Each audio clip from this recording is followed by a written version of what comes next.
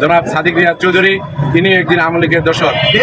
আমরা প্রতিবাদ জানাচ্ছি আমাদের বিরল পচাগঞ্জের 2 থানার সাধারণ মানুষ থেকে শুরু করে দলের ভোটার, কর্মী এবং সমর্থক নেতাকর্মী সবাই এই সাদিক রিয়াজ চৌধুরীকে আওয়ামী লীগের দোসর হিসাবে আমরা প্রত্যাখ্যান করছি। বিসমিল্লাহির রহমানির রহিম।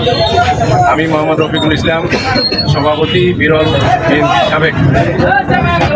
ত্রয়োদশ জাতীয় সংসদ নির্বাচনে গত 3 নভেম্বর যে সম্ভাব্য প্রার্থী তালিকা ঘোষণা করা হয়েছে, সেই তালিকা ঘোষণায় আমাদের দিনাজপুর 3 সদর আসন থেকে দেশনেত্রী বেগম খালেদা জিয়ার নাম ঘোষণা করা হয়েছে।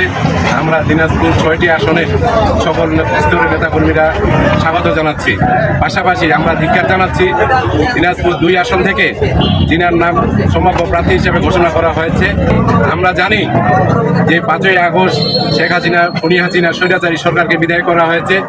এই সম্ভাব্য প্রার্থীর নামের তালিকায় জনাব সাদিক রিয়াজ চৌধুরী, তিনি একদিন আওয়ামী লীগের দোসর।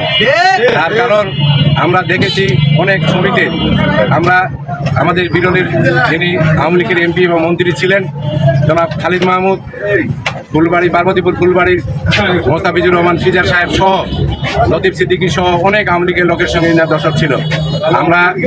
আমরা প্রতিবাদ জানাচ্ছি আমাদের কেন্দ্রীয় কমান্ডকে এবং আমাদের দলের ভারপ্রাপ্ত চেয়ারম্যান জনাব তারেক রহমানকে। আপনি 18 সালে নমিনেশন পাওয়ার কারণে যদি তাকে দিয়ে থাকেন, আপনি বাস্তব অবস্থা পরিলক্ষিত করেছেন। আমাদের বিরল পচাগঞ্জের 2 থানার সাধারণ মানুষ থেকে শুরু করে দলের ভোটার, কর্মী এবং সমর্থক নেতাকর্মী সবাই এই সাদিক রিয়াজ চৌধুরীকে আওয়ামী লীগের দোসর হিসাবে আমরা প্রত্যাখ্যান করছি। আমরা আমাদের মহাসচিব সহ ভারপ্রাপ্ত চেয়ারম্যান জনাব তারেক রহমানের কাছে উদাত্ত আহ্বান জানাচ্ছি, এমন একটি আওয়ামী লীগের দোসরকে যদি আপনি এখানকার এই সম্ভাব্য প্রার্থী পরিবর্তন না করেন, তাহলে এই 2 থানার আপামর জনসাধারণ এবং বিএনপি সমর্থক, সাপোর্টার, ভোটার, কর্মী এবং নেতা সহ আরও 2 বড় আন্দোলনে যাইতে বাধ্য হবে। ধন্যবাদ সবাইকে।